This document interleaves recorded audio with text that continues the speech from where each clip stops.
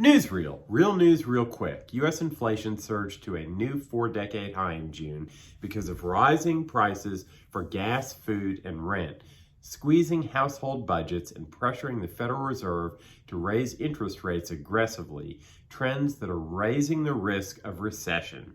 The government's consumer price index soared to 9.1% over the past year, the biggest yearly increase since 1981, with nearly half of the increase due to higher energy costs.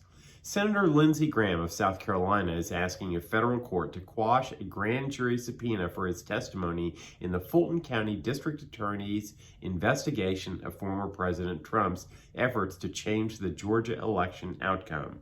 Graham has argued that his conversations with state officials were part of his official conduct as a legislator and as chairman of the Senate Judiciary Committee. The FBI has seen a growing number of cases in which smugglers working with drug cartels are holding migrants at stash houses in southwest Texas and releasing them only as long as their families pay ransoms that in some instances are as high as $10,000.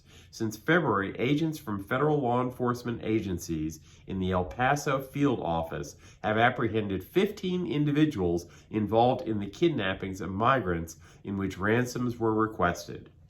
A Virginia judge on Wednesday rejected an effort by actress Amber Heard to set aside the $10 million civil judgment awarded against her in favor of her ex-husband Johnny Depp. A former software engineer, Joshua Schulte, was convicted in a New York City federal court Wednesday of 9 counts of federal charges accusing him of the biggest theft of classified information in CIA history.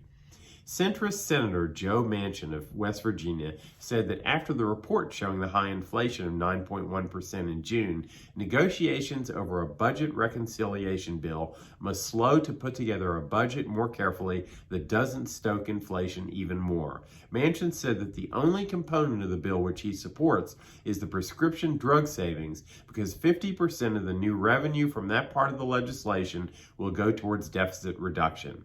And finally, progressive Democrats in the U.S. House are looking to constrain the Biden administration's ability to send weapons to and enter into security agreements with Saudi Arabia as President Biden prepares for a controversial visit tomorrow to strengthen ties with that country. And that's the way the world is. See you next time.